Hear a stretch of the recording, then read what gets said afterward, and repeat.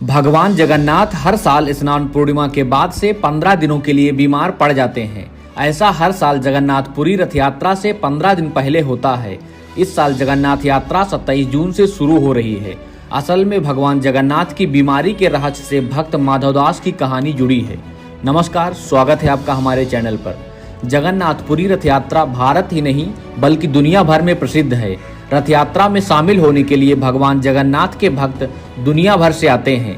जगन्नाथ यात्रा शुरू होने से 15 दिन पहले भगवान जगन्नाथ, उनके भाई बलभद्र और बहन सुभद्रा बीमार पड़ जाते हैं। ऐसा हर साल होता है। इस समय को एकांतवास का समय माना जाता है, क्योंकि इस समय के दौरान भगवान जगन्नाथ, बलभद्र और बहन सुभद्रा एकांतवास में चले जाते हैं, जहां किसी भी भक्त को उनके पास जाने की अनुमति नहीं होती। इस अवधि को अनसर काल भी कहा जाता है। जगन्नाथपुरी रथ यात्रा से पहले भगवान जगन्नाथ, बलभद्र और सुभद्रा जी को 108 मटकों के सुगंधित जल से स्नान कराया जाता है। इस अनुष्ठान को स्नान पूर्णिमा के नाम से जाना जाता है।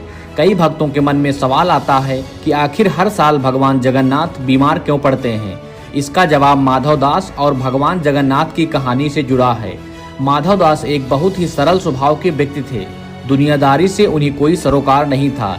एक साधारण परिवार में जन्मे माधवदास के परिवार के सदस्य धीरे धीरे उनका साथ छोड़ते गए। जब माधवदास की पत्नी भी एक बीमारी के कारण अपने अंतिम दिन गिन रही थी, तो माधवदास ने उनसे बहुत ही सरल स्वभाव से पूछा, तुम भी मुझे छोड़कर जा रही हो, अब मैं किसके भरोसे रहूंगा? कौन मुझसे प्रेम करेगा? मैं अब कहाँ सुरक्षित महसूस करूंगा? यह कहकर माधवदास रोने लगे। माधवदास की पत्नी भी भगवान जगन्नाथ की परम भक्त थी। मृत्यु के करीब आ चुकी उनकी पत्नी ने माधवदास से कहा कि वे पुरी में भगवान जगन्नाथ की शरण में चले जाएं। उनसे ज्यादा उन्हें कोई भी प्रेम नहीं कर सकता। माधवदास बहुत ही सरल भाव से मंदिर के सामने लगे एक पेड़ की छांव में नीचे बैठ गए। जब मंदिर के पुजारी माधवदास को प्रसाद देने आए, तो माधवदास ने प्रसाद लेने से इनकार कर दिया। उन्होंने कहा कि वे अपने प्रभु भगवान जगन्नाथ के हाथों से ही प्रसाद ग्रहण करेंगे। माधवदास ने पुजारी से भगवान जगन्नाथ को बुलाने के लिए कहा। पुजारी हैरानी से माधवदास को देखते रहे।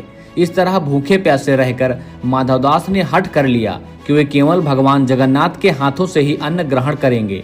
माधवदास जी की सरलता देखकर भगवान जगन्नाथ का मन पिघल गया और वे रूप बदलकर माधवदास के पास अन्न लेकर पहुंचे। लेकिन माधवदास ने अन्न ग्रहण करने से मना कर दिया।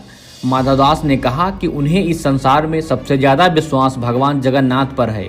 वे केवल उनके हाथ से ही अन्न खाएंगे। यदि भगवान जगन्नाथ अभी तक उनसे मिलने नहीं आए, तो साफ है कि वे माधवदास को अपना मित्र नहीं बनाना चाहते। माधवदास जी ने रूप बदलकर आए भगवान जगन्नाथ को गले लगाकर रोते हुए पूछा कि तुम बताओ मित्र, जगन्नाथ जी उनके प्रेम को क्यों नहीं समझ पा रहे हैं? इतना सुनकर भगवान जगन्नाथ जी भावुक हो उठे और उन्होंने माधवदास को अपने वास्तविक रूप में दर्शन देकर अन्न ग्रहण कराया। माधवदास कई वर्षों तक पुरी में रहकर भगवान जगन्नाथ जी की भक्ति करते रहे और हर रोज उनके दर्शन करते। दोनों मित्र बन गए। कई वर्षों बाद प्रकृति चक्र घूमा और माधवदास युवा अवस्था से वृद्धावस्था में प्रवेश करने लगे। इस समय के दौरान माधवदास जी बीमार पड़ गए। उनकी बीमारी में भगवान जगन्नाथ ने दिन रात उनकी सेवा की।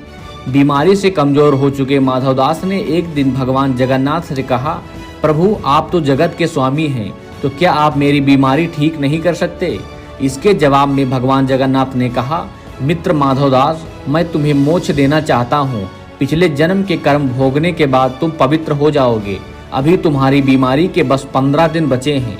प्रभु जगन्नाथ की बात सुनकर माधवदास ने कराहते हुए कहा, प्रभु लेकिन मुझे अत्यंत पीड़ा हो रही है। यह सुनते ही प्रभु जगन्नाथ ने एक चमत्कार किया और माधवदास की 15 दिनों की बची हुई बीमारी की पीड़ा अपने ऊपर ले ली।